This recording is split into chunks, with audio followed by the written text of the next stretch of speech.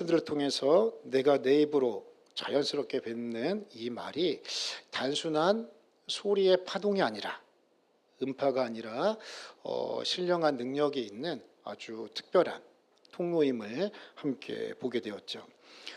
첫 주 말씀 혹시 기억나십니까? 설교 제목. 예, 감사합니다. 제 내년에 한 번 더 해도 되겠네요. 말은 씨앗이다. 그죠? 어떻게 좋은 씨앗, 축복의 씨앗 많이 심으셨습니까? 예, 한 2분 심으셨네요. 많이 심으셔야 아시겠죠? 말은 그 씨앗이 됩니다. 그래서 축복의 말, 믿음의 말 많이 심으셔서 많이 열매 거두시면 좋겠고, 둘째 주는 침묵의 영성에 대해서 함께 배웠죠. 내가 말할 수 있지만 때로는 내가 입을 닫고 조용히 기도의 자리로 나아가는 것, 그리고 홀로 있음에 그 기도의 자리에서 성령께서 세밀하게 들려주시는 그 음성을 듣는 것이 더 깊은 영성의 사람이다. 이것을 함께 배웠습니다. 지난주 설교 제목은 기억하십니까? 어이구, 야, 맞습니다. 성도의 언어, 거룩을 담다. 우리의 말은 빙산의 일각과 같아서 내 마음속에 가득한 것이 내 언어로 표현이 된다라고 말씀을 드렸죠. 그래서 선한 것을 쌓은 사람은 그 쌓은 것에서 선한 것 나오고, 악한 것이 많은 사람은 내 마음의 보물창고에서 악한 것이 나오게 됨을 우리는 예수님의 말씀을 통해 보았습니다. 그래서 내 입을 바꾸기 위해서는 본질적으로 무엇을 바꿔야 돼요? 내 마음을 바꿔야 한다. 그래서 내 마음을 바꿀 수 있는 길은 딱 하나, 오직 성령의 임재와 충만하심을 통해, 그래서 성령님을 사모하는 믿음으로 날마다 매시간 주 앞에 설 때에 내 마음이 바뀜으로 내 언어가 바뀐다 말씀을 드렸습니다. 이 시간 성령님께서 충만히 한 분 한 분의 마음 가운데 임재하시고 충만한 은혜 주셔서 내 마음 가운데에, 내 입술 가운데에 성령의 언어가 선포되는 은혜가 있기를 주의 이름으로 축원합니다. 오늘은 그 시리즈의 마지막 주제로 성도의 언어, 축복을 담다라는 제목으로 함께 은혜를 나누도록 하겠습니다. 먼저 우리가 오늘 말씀을 통해 기억해야 될 첫 번째는 성도의 축복 언어는 축복의 공동체를 건축한다라는 사실입니다. 저 한번 따라해 주십시오. 나의 축복의 언어는 나의 가정을, 나의 교회를 축복의 공동체로 만듭니다. 예, 당연하죠. 행복한 집에서는 행복한 말이 많이 나오겠죠. 그렇죠. 불행한 집에서는 이 불행한 말이 많이 나와요. 행복한 교회에는 어떤 말이 많이 나와요? 행복한 말이 많이 나와요. 교회는 축복의 공동체인데 축복의 공동체를 제대로 이루고 있는 교회는 어떤 말이 많이 나와요? 축복의 언어가 곳곳에서 서로 간에 내 입술에서 터져 나오게 된다는 것이죠. 오늘 우리가 함께 살펴본 민수기 6장 22절에서 27절까지의 말씀은 낯설지 않으시죠? 왜요? 제가 헌금 기도할 때마다 우리 성도님들 축복하면서 하나님의 약속 붙들고 선포하는 말씀이기 때문에 그렇죠. 이거는 제사장의 구약의 관점에서 제사장들에게 주신 사명입니다. 이 말씀 가지고 하나님의 백성들, 이스라엘 백성들 축복하도록 하여라. 오늘 말씀은요, 특별히 하나님께서 모세에게 명령을 주셨고 또 구체적으로는 모세 계열의 아론의 계열에 있는 자손들, 대제사장, 특별히 제사장 가문에 있는 사람들에게 하나님께서 특별히 전하신 말씀입니다. 이 축복의 말씀은요, 단순히 종교적 형식이 아닙니다. 이 축복의 기도문 안에는 하나님의 마음이 녹아져 있어요. 하나님의 백성들을 향한, 하나님의 택하신 자녀들을 향한 하나님의 마음이 어떠한지를 분명하게 보여주고 있는 말씀이다 할 수 있는 것이죠. 하나님의 임재하심, 하나님의 보호하심, 하나님의 은혜와 평강이 선포되는 하늘의 복음 선언문이다, 이렇게 표현할 수도 있겠습니다. 그리고 이 축복의 말씀은 구약의 제사장 시대를 넘어 이 제사장이라고 하는 특별한 종교적 계급에만 머무르지 않고 오늘날 예수 그리스도의 피로 구원함을 얻은 신약의 모든 백성들에게 적용되고 확대되어지는 영적인 사명의 축복 선언문이 된다는 것이죠.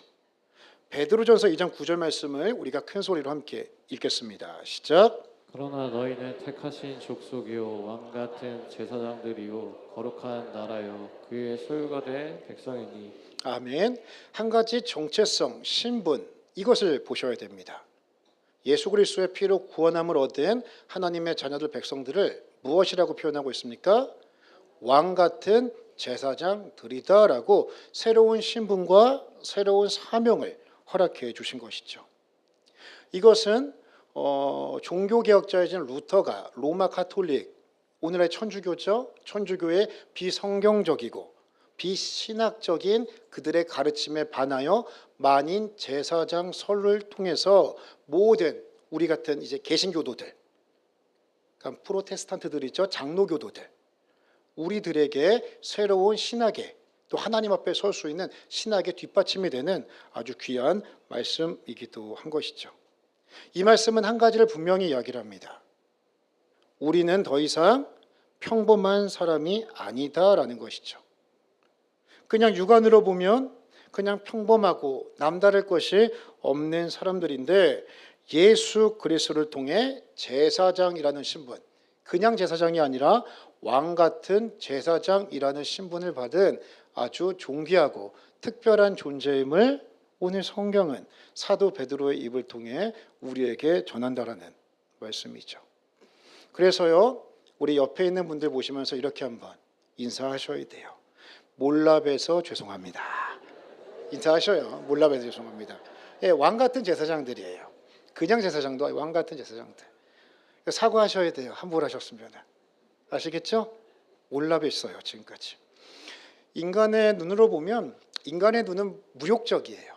안목의 적용이 그러니까 눈에 보이는 것만 봐요. 그런데 하나님의 시각으로 하나님 나라의 렌즈, 요즘에 이제 구글 렌즈가 나오면 이제 새로운 세상이 열리게 되는데 하나님 나라의 렌즈 안경을 쓰고 보면 한 분 한 분이 정말 몰라봬서 죄송합니다. 고개 숙여 인사할 만큼 존귀한 한 분 한 분이라고 하는 것이죠. 그것이요, 오늘 민수기 6장 이 축복의 기도문 24절에서 27절까지의 말씀이 오늘 우리에게도 동일하게 적용되고 우리의 입에서도 선포되어야 하는 말이다 라는 그러한 신분의 정당성을 우리에게 허락해 주고 있는 것이죠. 따라서 우리는 민수기 6장에서 제사장이 백성들에게 축복의 말을 선포했던 것처럼 우리 한 사람 한 사람이 왕 같은 제사장으로서 내 말을 통해 내 옆에 있는 하나님의 자녀들 백성들에게 축복의 말을 선포해야 한다라는 것이죠. 내 말은 그러한 축복의 도구로 써야 한다라는 것입니다. 특별히 오늘날처럼 비판, 혐오, 부정적인 말이 일상이 됐습니다. 면전에서는 잘 못하지만 그래도 요즘 또 많이 해요. 그 인터넷상에서는 이 비판, 혐오, 부정의 말이 얼마나 그 가감 없이 쓰여지고 이래지고 상처가 되는지 모릅니다. 그래서요, 우리 성도들은 오늘 말씀을 기억하며 축복의 말, 살리는 말, 복음의 말을 사용하는 거룩한 백성으로 살아가야 한다는 것이죠. 내 말을 통해 축복의 말을 전함으로 우리의 가정과 내 옆 사람과 우리 공동체가 더 복된 축복의 공동체가 되어지고 우리의 가정과 우리의 교회가 축복의 공동체로 더욱 아름답게 서나가는 놀라운 은혜가 있기를 예수님의 이름으로 축원합니다. 둘째로 축복의 말을 선포하는 삶은 성령 충만한 삶입니다. 자, 한번 따라해 주십시오. 축복의 말을 선포하는 삶은 성령 충만한 삶입니다. 성령 충만함이요 내 입술의 선포를 통해 나타나고 증명이 된다는 것이죠. 성령 충만한 삶은요 단지 감정적인 열정만을 의미하진 않습니다. 성령 충만하면요 이 감정적인 열정이 나타나요. 두려움에 가득했던 사람들이 용기 있고 담대해져요. 그리고 또 우울증의 깊은 쇠사슬에 묶여있던 자들이 무언가 모를 기쁨으로 회복되어지는 은혜들이 있죠. 성령 충만하면 이렇게 감정적인 열정의 모습으로 나타나기도 합니다. 그리고 또한 때로는 성령의 충만함을 통해 여러 성령의 은사들, 은사는 선물이거든요. 선물들이 나타나기도 해요. 그래서 우리 가운데 방언하시는 분들도 계시겠죠. 방언이라는 선물을 주시기도 하고, 어떤 사람은 그 방언을 통변할 수 있는 통변의 은사를 받기도 하고, 어떤 사람은 신유와 축구의 은사가 있어서 병든 자를 위해서 기도했더니 병이 떠나가고, 귀신 들린 자가 자염을 얻는 역사들도 많이 나타나요. 성경은 많은 또 가르치는 은사들, 수많은 은사들을 말합니다. 이것이 성령 충만함의 한 증거이기도 해요. 하지만 우리가 조금 더 본질적인 부분을 다루게 된다면, 저 한번 따라해 주십시오. 성령 충만의 핵심은 삶의 열매입니다. 여러 형태가 다양하게 프리즘처럼 다양한 색깔로 나타나지만 빛이라는 한 가지를 통해 나타나는 것처럼 그 성령 충만의 열매는 무엇이냐? 삶의 변화, 내 내면의 변화로 나타나게 된다는 것이죠.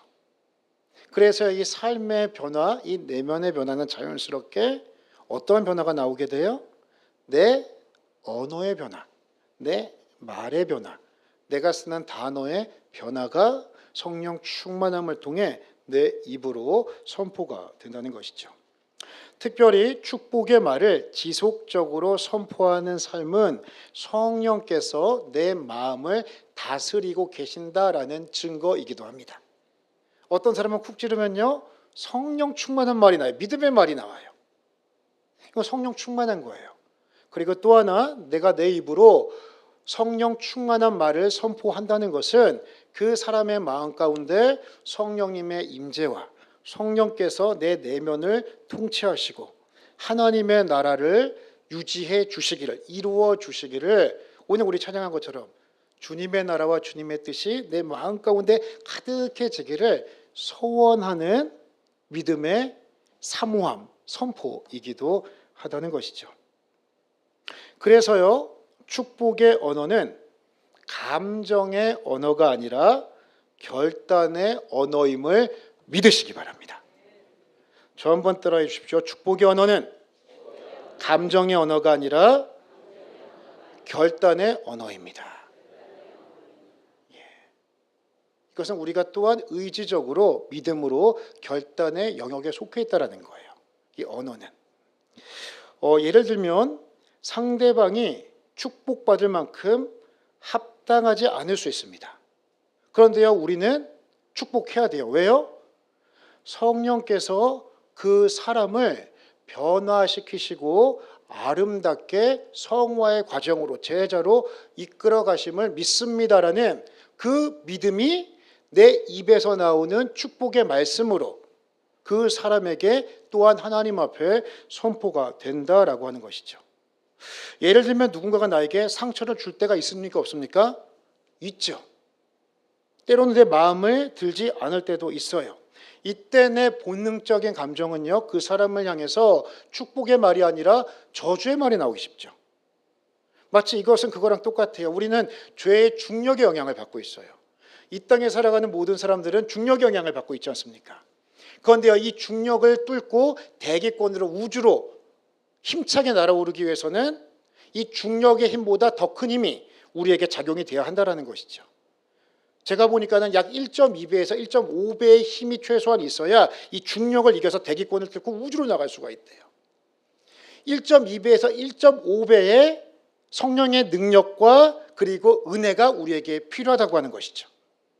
본능적으로는 나에게 좋은 말 안 하고 나 속상하게 하고 내 입에서 똑같이 같은 말을 해줄 수 있지만, 믿음의 사람은 내 입을 닫고 그 입에서 죄의 중력을 이겨내는 성령의 언어를 입으로 선포함으로써 그 죄의 욕망과 죄의 중력을 이겨내는 힘을 얻게 된다는 것입니다. 그래서요, 축복은요, 상대가 축복받기에 합당해 사는 것이 아니라 하나님께서 그를 다스릴 것이다 라는 믿음의 언어이고 하나님을 신뢰하는 믿음의 표현이라고 정의할 수가 있는 것입니다. 이 시간 축복합니다. 한 분 한 분의 입에서 주의 중력을 이겨내고 하나님의 일하심을 기대하며 나와 가장 가까운 그 사람을 축복의 언어로 선포하고 주님 앞에 올려드리는 한 분 한 분 되시기를 주의 이름으로 축원합니다. 마지막 셋째로 우리가 지금까지 4주 동안 살펴보았던 그 성도의 언어 간의 결론입니다. 결론. 제가 한 가지만 딱 압축해서 표현을 하고 우리 성도님들 기억하시면 좋겠습니다. 하나님의 언어는 축복의 언어라는 것입니다. 저 한번 따라해 주십시오. 하나님의 언어는 축복의 언어입니다.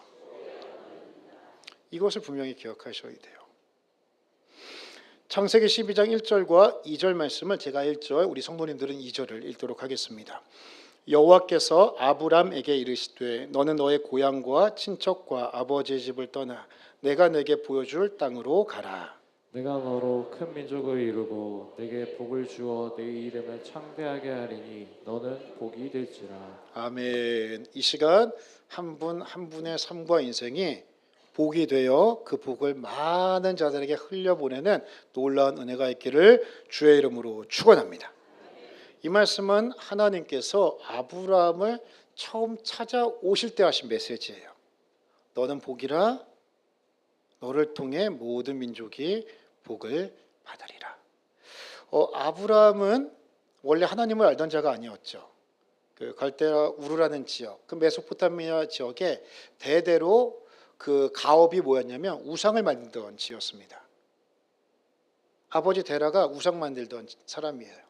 우리 길 가다 보면은 그 불교용품 파는 데 있죠. 그것처럼 그 불상 만들고 그랬던 집안의 아들이에요. 그런데 어느 날 하나님께서 이 아브람을 찾아오신 거죠.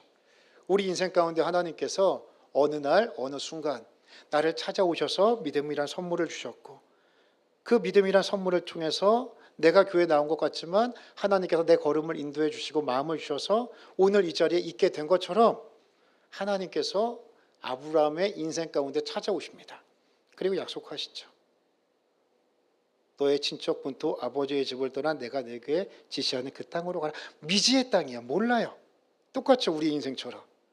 그런데 하나님께서 말씀하시죠. 염려하지 마라. 너는 복이 될 것이다.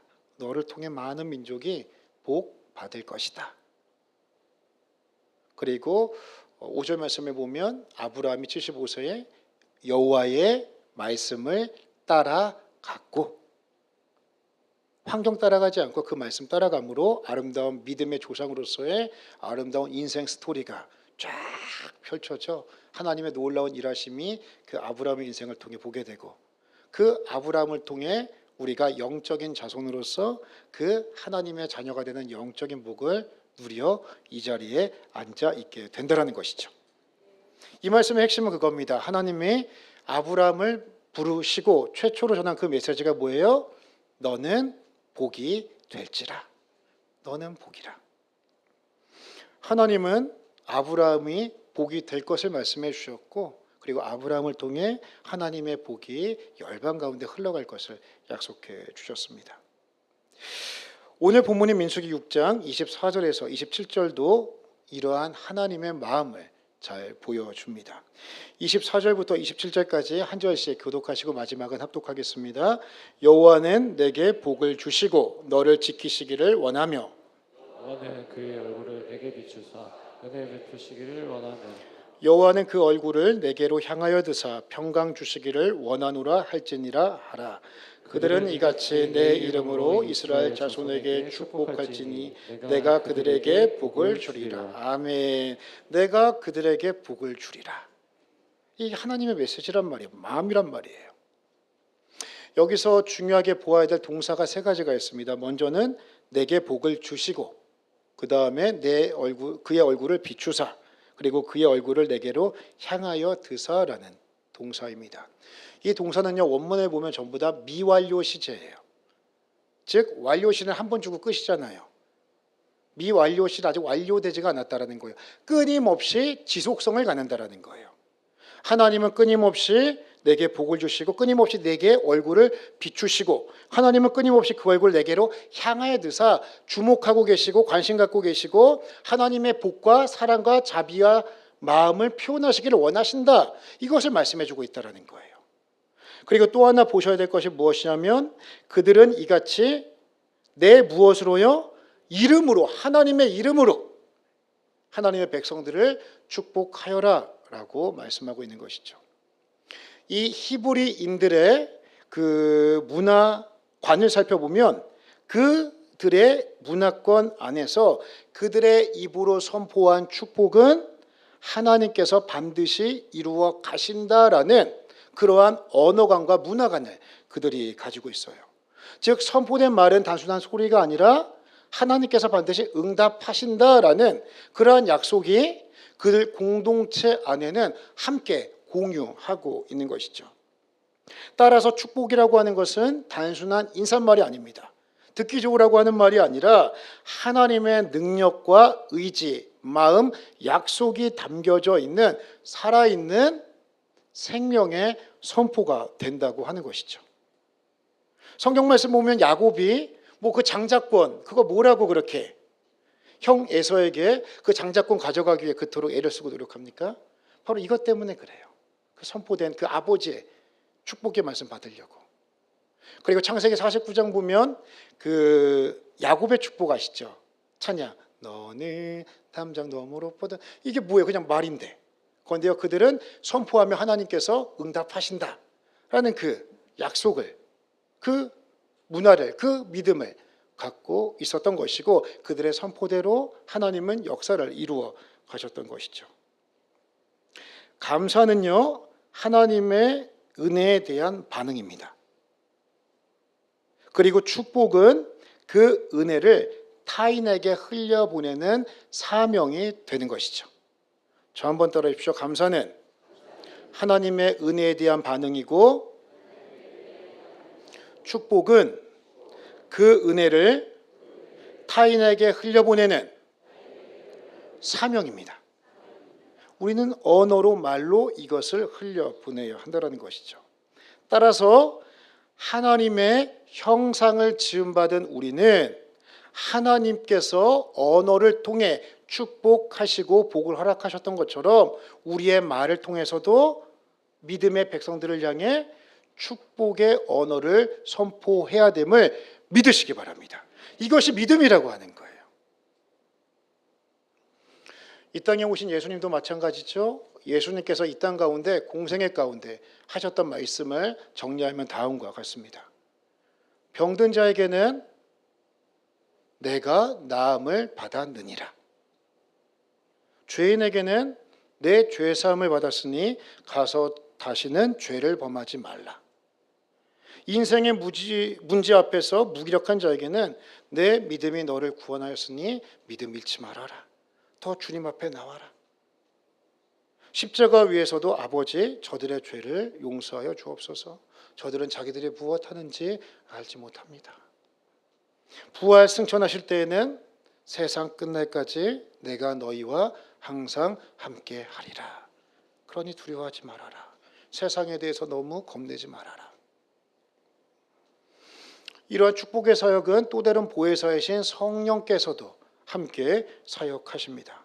로마서 15장 13절 말씀을 우리가 큰 소리로 함께 읽도록 하겠습니다. 시작. 소망의 하나님이 모든 기쁨과 평강할 믿음 안에서 너희에게 충만하게 하사 성령의 능력으로 소망이 넘치게 하시기를 원하노라. 아멘. 성령의 능력으로 소망이 넘치게 하신다 말씀하고 있는 것이죠.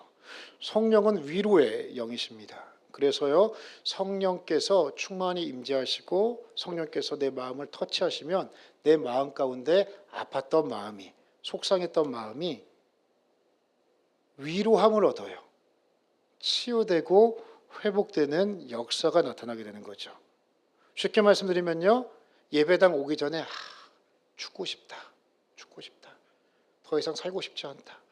이런 마음 가졌던 자가요 말씀과 기도와 찬송을 통해 어느 한 순간 내 마음을 터치해 주시면 그 마음 가운데 예배 마칠 때쯤에는 어떻게 돼요? 살만하네.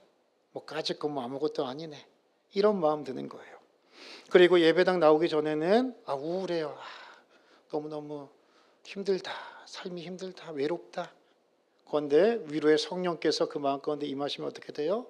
무언가 모른 그 깊은 지리산 산골에 나만이 알고 있는 깊은 옹달샘에서 솟구쳐 오르는 그 맑은 샘물과 같은 은혜가 내 마음 가운데서 넘쳐남으로 우울이 가득했던 그 마음이 무언가 모른 깊은 평안, 에이스 침대로도 살 수 없는 깊은 평안이 내 안에서 어느샌가 샘솟아요. 그리고 무언가 모르는 기쁨이 내 안에서 가득 차고 이 문을 나가게 됨을 나도 모르게 경험하게 된다는 것이죠. 언어적인 관점에서 한 가지를 분명히 압축해서 말씀을 드린다면 성부 하나님, 성자 예수님, 성자 성령 하나님께서는 하나님의 사랑하는 자녀들에게 믿음의 백성들에게 축복의 언어를 통해 그들이 새로운 영으로 살아나기를 원하신다. 이것을 말씀하고 계신다라는 것입니다. 이제 말씀을 맺으면서요. 하나님은 우리를 하나님의 형상을 닮은 존재로 창조하셨습니다. 그렇다면 우리는 우리의 내면과 우리의 말도 성부, 성자, 성령, 성삼위 하나님을 닮아야 되는 줄로 믿으시기 바랍니다. 성삼위 하나님을 닮는 것, 예수님을 닮아가는 것이 제자 훈련이요, 성화요, 우리가 하나님의 형상을 회복하는 길입니다. 그렇다면 지금 나는 어떤 말을 많이 선포하며 살고 있습니까? 나는 지금까지 말로 사람을 살리는 사람이었습니까? 아니면 사람을 무너뜨리는 사람이었습니까? 어쩌면 죽이는 사람이었습니까? 나의 언어, 말은, 내 입술은 하나님을 닮았습니까? 아니면 원수 마귀를 닮았습니까? 내 남편, 내 아내, 내 자녀, 내 믿음의 지체들에게 또는 학교와 직장에서 나는 어떠한 입술로 쓰임받으며 사용하며 살아왔느냐 하는 것이죠. 4주 동안 말씀 들었으니까요. 이제 말씀 시리즈 1탄을 시즌 1은 오늘 마감합니다. 시즌 2는 다음에 다시 할게요. 첫째 주 설교 제목도 잊어버리셨잖아요. 한 번 더 할 거예요. 시즌 2도 할 거예요. 마무리 지으면서 우리가 말씀 안에서 새롭게 좀 한 주간 붙들고 살아야 될 귀한 과제를 좀 드리도록 하겠습니다. 첫 번째는 무엇이냐면 하루에 3번 이상 축복의 말하기입니다. 하루에 몇 번이요? 3번 이상. 이건 두 종류로 나뉘어요. 투 트랙입니다. 하나는 먼저 나에게 축복의 말 하셔야 됩니다. 아시겠습니까? 그리고 또 다른 그 한 트랙은 뭐냐? 다른 사람에게 축복의 말 하셔야 돼요. 먼저 나에게 축복의 말 해주셔야 돼요. 여기 나와 있죠. 나는 얼마짜리라고요? 전반달 나는 예수님짜리입니다. 옆에 있는 분들 다시 한번 축복하겠습니다. 몰라봬서 죄송합니다. 예수님짜리예요. 여기 이거 한 10,000원 할까요? 모든 물건은요. 그 값에 맞는 값어치가 붙어요. 그렇죠? 그런데 여러분 한 분 한 분을 얼마나 하나님이 사랑하시는지 원수 마귀에게서 예수님의 생명을 주고서 사실만큼 고귀하고 존귀한 존재다라고 말씀하신 거예요. 그래 난 얼마짜리예요? 예수님짜리. 원수 마귀는요 끊임없이 세상의 기준 가지고 거기에다 이제 값어치 붙이려고 해요. 이게 마귀의 방식이에요. 하지만 성경의 방식, 하나님 나라의 관점은 달라요. 나는 얼마짜리라고요? 내가 요즘 보니까 너무 볼품없고 자존감도 낮아지고 열등감에 깊이 사로잡혀져 있어요. 그때 나 얼마짜리다고요? 나는 예수님짜리다 하면서 옛기 이놈의 마귀야 떠나가라 하시면 됩니다. 아시겠습니까? 그리고 또 저 한번 따라 이만하면 좋다 하십시오. 좀 삶이 불만족하신 분들 계시죠? 그러면 이렇게 하셔요. 아이고 하나님 이만하면 좋습니다. 이렇게 위로하셔요. 아시겠죠?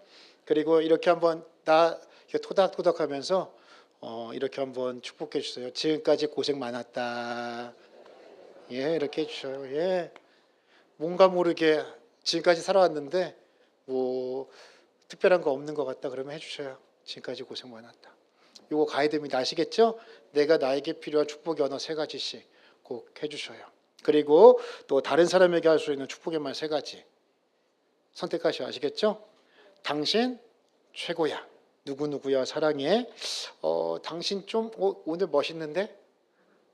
당신 좀 오늘 예쁜데? 지금까지 고생 많았어. 하루에 몇 번씩이요? 3번씩 꼭 해주시면 되겠습니다. 그리고 두 번째 과제는 무엇이냐면 두 번째 과제는 제가 담임 목사로서 우리 고양신입교회 한 주간을 특별 금식 주간으로 선포합니다. 아멘이 한 사람도 없네요. 예, 너무 목사님 이러시면 안 되는데 먹어야 되는데 하시는 분 드셔요. 어떤 금식이냐면 부정 언어 금식 주간을 선포합니다. 아시겠습니까? 불평하지 마시고 믿음 없는 말 이번 한 주간 하시면 안 돼요. 아시겠죠? 그리고 특별히 가족들끼리 특별히 부부끼리 계신 분들이 계시다면 약속하셔요. 내 입에서 만약 부정적인 이야기가 나온다 그러면 벌금으로 이 통이 크시네요. 10,000원씩 하셔요. 10,000원씩. 어차피 주머니 돈이 쌈짓돈 아니겠습니까? 그렇죠? 그리고 맛있는 거 사서 드세요. 그렇게 하셔. 아시겠죠? 한 주간 금식입니다. 부정적인 언어 하시면 안 돼요. 내가 죽겠다, 안 된다, 왜 그러냐 하지 마시고 믿음의 말, 축복의 말, 생명의 말, 설리는 말, 당신 좀 멋있다, 예쁘다, 고생했다 이런 말 선포하시면 좋겠습니다. 자, 마지막으로는 축복 노트 만들어서 요건 하실 분들 하셔요. 내가 축복할 사람들 한번 적어보셔요. 요즘 제가 책 보니까 쓰는 인간이라는 책이 베스트셀러더라고요. 그거 참 괜찮은 것 같은데 쓰는 인간 한번 써보셔요. 축복의 말. 쓰면 놀라운 은혜가 임합니다. 쓰는 걸 통해서 임해요. 필사를 통해서도 임하지만 이건 나중에 설교 또 한번 할게요. 아시겠죠? 자, 설교를 마무리하면서 마침표 찍겠습니다. 우리의 말이 누군가에게는 따라하지 않으셔도 돼요. 자, 우리의 말이 누군가에게는 살아갈 이유가 되는 은혜가 있기를 축복합니다. 우리의 말이 누군가에게 하나님이 너를 사랑한다, 이 하나님의 음성으로 들리는 놀라운 역사가 있기를 주의 이름으로 축원합니다. 우리는 복의 사람들입니다. 예수님 자리의 사람들입니다.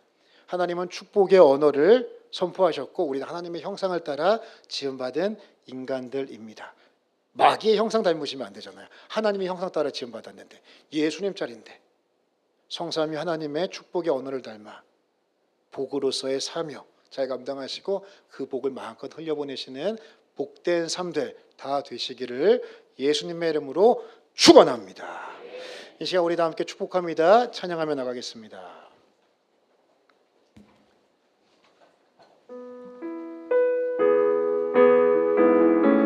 우리 박수 치며 함께 찬양하겠습니다.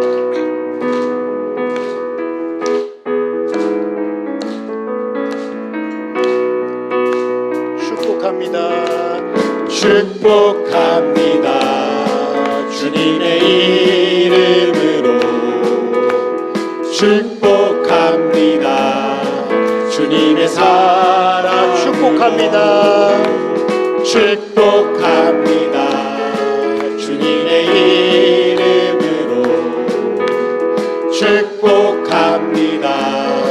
주님의 사랑을 이곳에 모인 주의 거룩한 자녀에게 주님의 기쁨과 주님의 사랑이 충만하게 넘치기를 축복합니다. God bless you. God bless you. 축복합니다. 주님의 사랑. 아멘. 잠깐 멈추겠습니다. 자, 이거 몇 가지 포인트가 이 찬양 다 아시죠? 그렇죠? 서로 축복하면서 하는 거예요. 우울한 표정으로 하시면 안 돼요. 제가 몇 분 참 신비로운 일을 봤어요. 이렇게 밝고 축복하는 찬양을 하는데 얼굴이 굳어서 하시는 분들이 있어요. 밝게 웃으시면서 하셔야 아시겠죠? 축복하시는데 어디냐면 어디죠? 넘치기를 하면 이 찬양 아시는 분들은 축복합니다 코러스가 나와야 됩니다. 아시겠죠? 축복합니다 하고 그다음에 좀 멋있게 God bless you 영어 나올 때는 다 함께 축복하면서 옆에 있는 분들 이렇게 하셔요. 아시겠죠? 손도 잡아주시고 우리 다시 한번 찬양합니다.